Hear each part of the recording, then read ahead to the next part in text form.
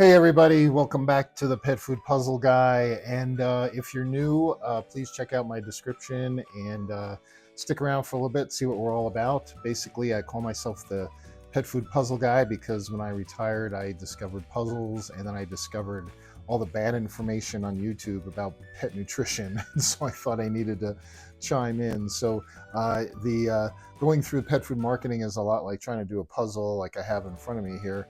You got to put all the pieces together and you have to do it correctly, otherwise you're going to get a distorted picture. And that's pretty much the purpose of my channel, is just to help people decipher the marketing, what's true, what's not. And this is another episode of Bogus Pet Food Ads, and it's kind of a bogus pet food ad. It's also a review of Happy Howl. They've been popping up on my Facebook constantly with this one ad that just irritates me the most, so I kind of checked them out a little bit.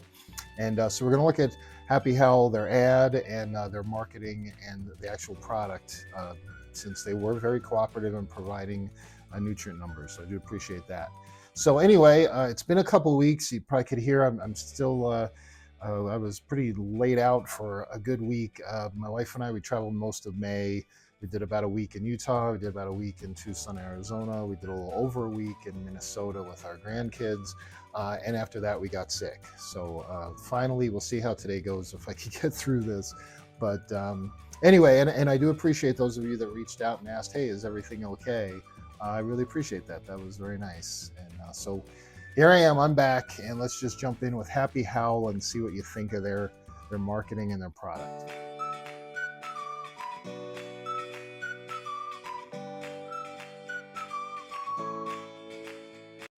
Now, Happy Howl has done a lot of commercials on social media, and this is the one that I chose, and I kind of feel bad in a way, but it's just what the script is what bothers me. The guy that's going to give this commercial, he's actually a really cool dude that I'm sure we would all really appreciate. He is a guy who has a sanctuary for rescue chihuahuas. I think he has about 100 of them. It's like a big man, little dog sanctuary or something like that. But anyway, if you've seen the commercial that I'm going to show, the guy's really cool, and I believe he's sincere and everything. But the script they gave him, that's what I want to talk about. And then we're going to look at some of the marketing directly from the website. But I wanted to share this commercial just because, boy, it just isn't that the attitude now? You can't be a pet food company without saying what he's going to say. The dog food companies in this country, they suck. Pretty much any kind of dry kibble you eat is garbage. So I was looking for a healthier alternative. So I know that was quick. So if you missed it, all the pet food companies in this country suck, and any dry food you buy, it's nothing but garbage. So again, whether he just, I'm sure he believes that. He fed this food in his kennel to his 100 chihuahuas, and of course they did wonderful. Hair grew back, all this other stuff. And I totally believe that. And uh, but to start out with, and this is a script that came from the company, so I'm not blaming him. Just this is the marketing that's out there, and people like most of you that know better. But there's plenty of people that hear this stuff and think all dry kibble is bad. I see the comments on other Facebook groups and all. So right away, for Happy Howl, I'm not too happy to see their commercials. Everybody else is garbage except our food. Whenever you hear that from a food company, you're I don't know, for me it'd be like, I am done with them. But whatever, maybe they still make a good food. So we'll go ahead, let's take a look at a couple other things in their actual marketing on the website. So Happy Howl is freshly cooked, so it's not, hasn't been through extrusion and high heat, and it's not raw, it's not frozen because they're so inconvenient and dangerous for your family's health and all. So this is freshly cooked, and this really is an ingredientist stream. You guys remember an ingredientist, unlike a nutritionist looks at the nutrient composition of a food, an ingredientist looks at the ingredients, and any ingredientist would love their website. Golden potatoes, pink Himalayan salt, organic turkey, blueberries. When I mean blueberries, man, I don't know what it is about blueberries, but all these food companies, they had those blueberries and people love it. Brown rice, kind of surprised they're using rice. Nothing wrong with that, but the boutique diets tend to, rice is terrible. And super greens and carrots. And so again, I could not find a nutrient profile of for any of their three foods. There's beef, turkey, and I forget the last one. It's on there on the picture there uh, at the beginning. But I did call the company, or I emailed them and said, could you send me the dry matter percentage for your three foods? And they sure did. So I'm going to show you that in a minute. But let's finish with their marketing. This was all just ingredient based, which pretty typical. Uh, then they did a cost comparison, and you guys tell me. Some of you have all fed some of these different foods, so let me show you this. So together on this channel, we've looked at the cost of per pound because I don't really want to take the time to figure out the cost per month, which you could do and would be more accurate, I suppose. But looking at the price per pound at least gives us something to compare, and especially with the crazy fresh foods that are like crazy amounts of money. But anyway, I'm looking at this chart here, and those of you that have fed um, Science Diet or Farmer's Dog or Ollie, they're saying here for a 10-pound dog, you're going to spend 139 or $140 a month on Science Diet. Now, I have fed Science Diet for probably 35 years, something like that, different diets to different dogs. But I have a 7-pound dog and about a 13-pound dog. And there is no way that I'm spending $140 on a Science Diet. And that's both canned and dry. So I'm not sure where these numbers come from, but they're saying you save money if you buy theirs. And then Farmer's Dog comes in cheaper than Science Diet. And there's Ollie. Ollie is almost as expensive as Science Diet. So I don't really know what to make of this. Those of you that have more experience, please put in the comments if you've experienced this. Maybe you poor folks up in Canada, they're spending a fortune on Science Diet. Maybe those numbers are accurate up there, but not down here in the States. So anyway, just it was interesting. You're going to save, but here's take that for what it's worth. Here's the marketing that uh, really bothers me, and really the reason they're in this bogus pet food ad episode. So I was looking for the nutrient profiles of at least one of their three diets, and I couldn't find anything. So I did email them, but I went to their blog because a blog is a really good place on a website to see how educational the company is, what they know, that kind of thing. I could not find anything about who formulates their food. They really didn't get into the veterinarian formulated. We have board certified nutritionists. Couldn't find that anywhere. It just pretty much was a story of how this little boy or young boy had a Siberian Husky that, of course, got sick, and then he decided he was going to make his own food, and the rest is history. I don't know how that you go from that to having a company making food. That is pretty amazing. I got to give anybody credit that I couldn't even imagine doing that. But anyway, so back to the blog. I open up, and the first article in the blog is this: why dogs on prescription diets should consider or seriously consider switching to Happy Howl. Yeah, I pretty much went ballistic when I read that. Happy Howl has three formulas. You're going to see in a minute, kind of similar. Um, and they're trying to say that you should switch off now a prescription diet. That could be anywhere from a renal diet to a urinary diet to a hypoallergenic diet to a high fiber diet to a diabetic diet to a urinary diet. I mean, I can go on and on. An arthritic diet. And the nutrient levels in all those foods are dramatically different to deal with and manage the condition, right? I think we kind of know that. So they're saying right off, get your dog off prescription diet. Well, which one? Uh, and seriously consider switching to Happy Howl, because Happy Howl is somehow going to help manage their pet's condition. So what it says: dogs are part of our families, and when they face health issues, we naturally want to provide the best care possible. For many, this means turning to prescription diets recommended by veterinarians.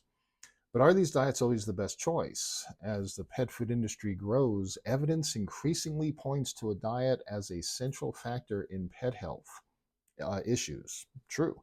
And some argue that traditional kibble might be contributing to the cycle that keeps on to keep them on costly prescription diets. So this is funny. Some argue, yeah, who's the some? Board certified nutritionists that have all the credentials? No, it's the some are the people selling you their recipes and their homemade foods and their holistic and everything else. So I thought that was fun. That some argue that traditional kibble, again, doesn't matter what brand, it's all. Well, what do we hear from our good friend there at the beginning? All kibble is garbage. Sounds like Dr. Judy, doesn't it? Um, Traditional kibble might be contributing to dogs needing to stay on a prescription diet. So now that's clever. That is really good. Make a food that makes animals sick so they have to go to the vet and buy your therapeutic diets. Aha. The plot thickens here, though.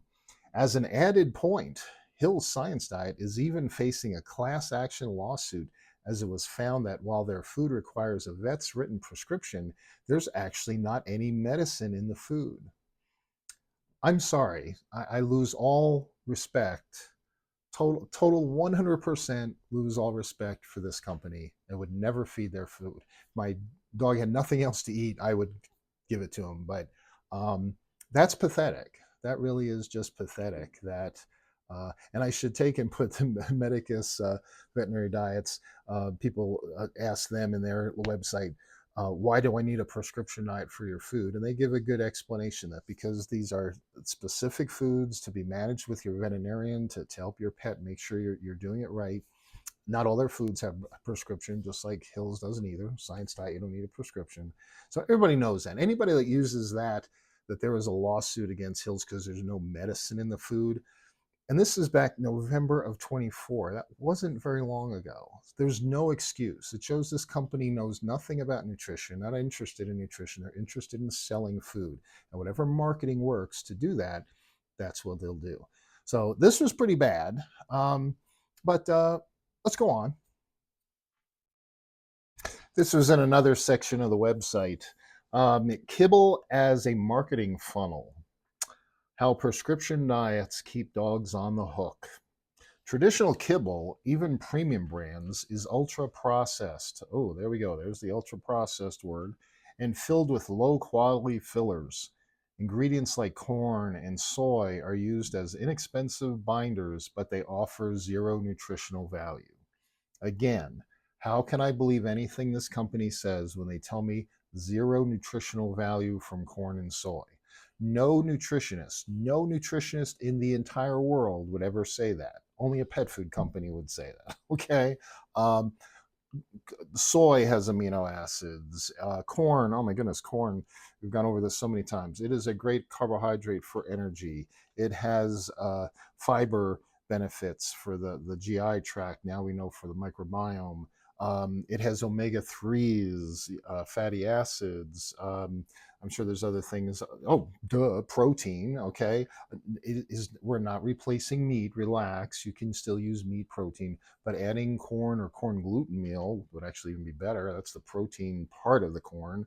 We can increase the amino acid levels by combining different protein sources. Any nutritionist knows this. Oh, there's more. These highly processed foods lack the natural nutrients dogs need to thrive, leading to chronic, low grade inflammation that can manifest in skin issues, digestive problems, and allergies. So these highly processed foods, and again, remember, this is an article on prescription diet. This isn't science diet. This is therapeutic nutrition specific to a disease condition that a dog has. And they're saying these are just highly processed foods that lack the natural nutrients. How come their website doesn't show any nutrients? I had to actually communicate with them to get some nutrient information, but they're saying these other diets lack nutrients. Again, no nutritionist with any credentials will say that. The fake nutritionists, the dog nutritionists, and all those canine nutritionists, all those people, sure, they'll say all the same silly garbage. But that's pretty amazing that they're going to say Happy Howl has all those nutrients, but those therapeutic diets, and again, there's such a vast uh, difference between those different diets. To just say all of them lack nutrition because they're sold by the vet. Instead of addressing these issues holistically, we know that word means really nothing. Many pet owners end up turning to prescription diets, which can cost up to 5 times more than regular kibble And that only provides the illusion that a dog is healthier on a prescription diet. So you spend all this money on a therapeutic diet from Hill's prescription diet or Royal Canin or Purina, and all they do is provide the illusion that your dog is healthier. So when you see the blood values of your renal pet go down, or you see the urinary stones dissolve, or your dog's hair starts growing back, um, or your diabetic cat doesn't need to be on insulin anymore. I could just keep going on and on. That's just an illusion, man. That's some pretty good drugs. I need I need some of that. Um, it's what they're saying. Amazing. Okay, I know you want to see the nutrient numbers here to see how they compare to even any prescription diet. I'm almost there. Okay, just stick with me a little bit more here. This I found this interesting. Here's data to consider. If you look at the average monthly cost of prescription diet, it runs from $80 to $200. That would depend on which diet and, of course, how big your dog is. But what I found interesting is they're saying the cost of Happy Howl is from $90 to $200. So around the same cost as prescription diet. But they said prescription diet was like 5 times more expensive than regular kibble. So that makes it pretty expensive, right? Um, but it significantly is lower when considering the cost of vet visits, testing, and diagnostics and other prescriptions, while also providing complete and balanced nutrition. So what they're saying is, if you see in the next thing, they kind of have icons on there to mess it up a little bit, but you're going to save so much money switching from prescription diet to Happy Howl. You're not going to need to go to the vet. You're not going to need diagnostics. You're not going to need tests, nothing. The potential savings by investing in a high quality food from the start, pet owners may save hundreds each year while providing their pet with a diet that better supports overall health. Now, what they're saying there is really preventative. Prescription diet really isn't preventative. Prescription diet is, hey, we've diagnosed this, we need to manage it. So even here you can see they're barking up the wrong tree. Why they're not talking about why it's better than science diet or extruded food, all the typical stuff we hear. They're actually attacking therapeutic nutrition and saying you should feed their food. So let's go ahead and look at the actual, well, let's look at an ingredient panel first. All right, so this is the turkey feast, tasty turkey feast. And well, lo and behold, the first ingredient is meat, turkey, then turkey broth, then brown rice, carrots, green beans, peas, potato, wheat flour. Surprised they put wheat flour in. I could see some ingredientists not really liking that. Spinach, blueberries, of course, turkey liver, tricalcium phosphate. Again, kind of surprised they'd put something like that in there. Pink Himalayan salt, salt dextrose, vitamin blend, a vitamin E supplement, and then on to all the different vitamin and minerals that go in there. And then it's kind of funny toward the bottom there, unsalted butter, canola oil, milk, black pepper, basil, oregano, parsley. I'm getting hungry reading some of this.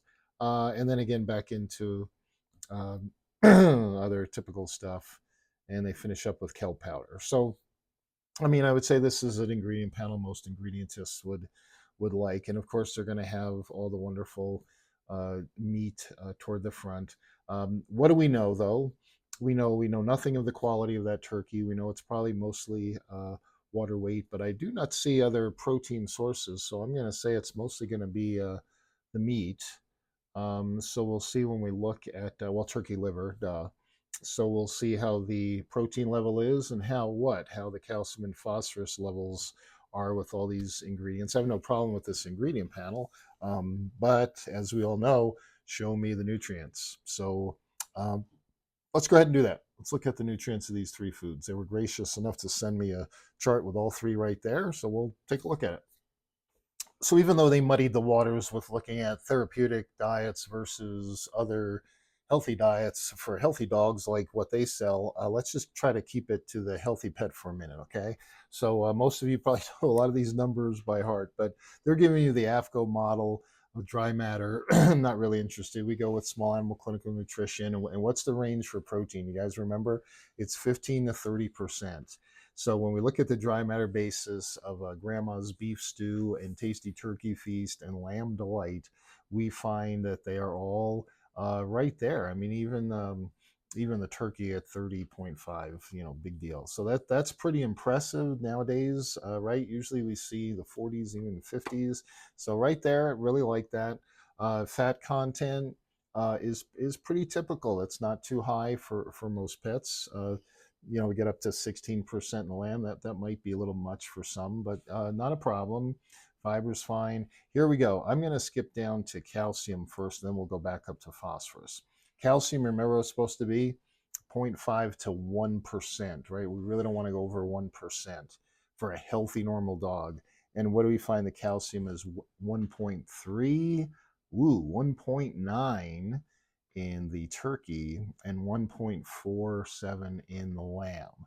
So again, not real impressed with that, especially in the turkey. Let's go ahead after calcium. Look at phosphorus. We'll go back up a few, and what do we find? Phosphorus, the highest we really want to go if we're talking optimal is what? 0.8, 0.4 to 0.8. This one's really tough for most food companies. And what do we find?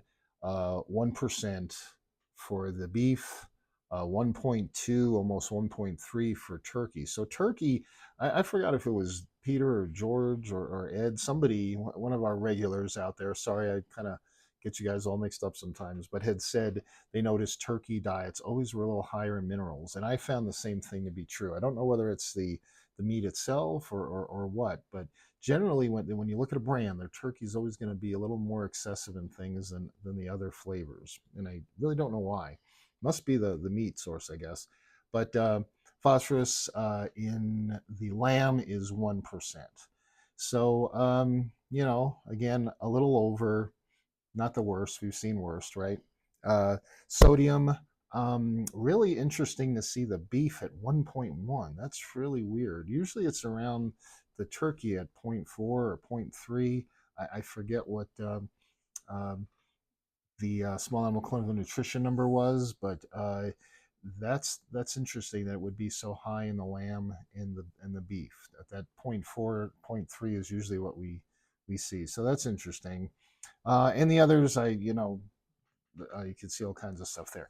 What I want to point out here is definitely there are other diets. If I think of Farmina, just because they come to mind a lot, they will deliver much higher protein levels, right? Um, Fat levels probably around the same. But when you look at their calcium and phosphorus, what do you find? Much healthier, restricted numbers, very often within that optimal range. They have a lot of diets, so I can't claim every single one. But we look here, we see a great protein level that's not excessive, but then we find mineral content that's not that great. So I'm not really impressed with that. But what really bothers me is how much time did I just spend going over their comments about prescription diets. So they want to say, and they do say, take your dog off a kidney diet and put them on here. Now, I'm not going to go through and bore you guys, but if we looked at the protein level on a dry matter basis in a prescription renal diet from any company, any of the three, I can even throw Medicus in there, okay, with the pretty ingredients. That $40 a pound company. You're going to find that the protein levels are going to be lower, okay, just because you're dealing with compromised kidneys. You're going to find the ingredients probably a little different too, dealing with the condition. The phosphorus level, you are going to find a dramatic reduction from these diets. And let me, this is the last quote I'm going to show you from their website. And again, this does drive me nuts. This was one of their reviews. Bristol's vet said she developed a bladder stone from her kibble diet. So we looked all over for alternatives and eventually found Happy Howl. So Bristol has a bladder stone. We don't know calcium oxalate, struvite, cysteine. We just don't know. Just has a bladder stone. Don't know if they did surgery, whatever. The vet approves, and she has done a 180 with digestion, itchy paws, and overall energy. This is Katie from Arizona. So The veterinarian diagnosed a bladder stone, looked at Happy Howl, I guess looked at the website that did not give any nutrient numbers, and he approved that, yep, you can feed this food. I would run from that veterinarian really fast. Okay. Um, we don't have a lot of information here, but here, this is the quote. So, all of you that are on special urinary diets for your dogs, you're wasting your money. You could just feed Happy Howl.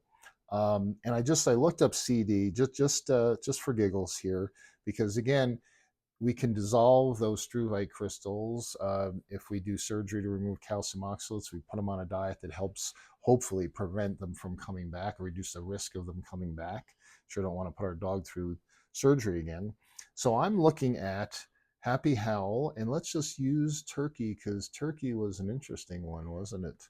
Um, the protein level in CD from Hills is 22.3% on a dry matter basis. 22%. And what was it in?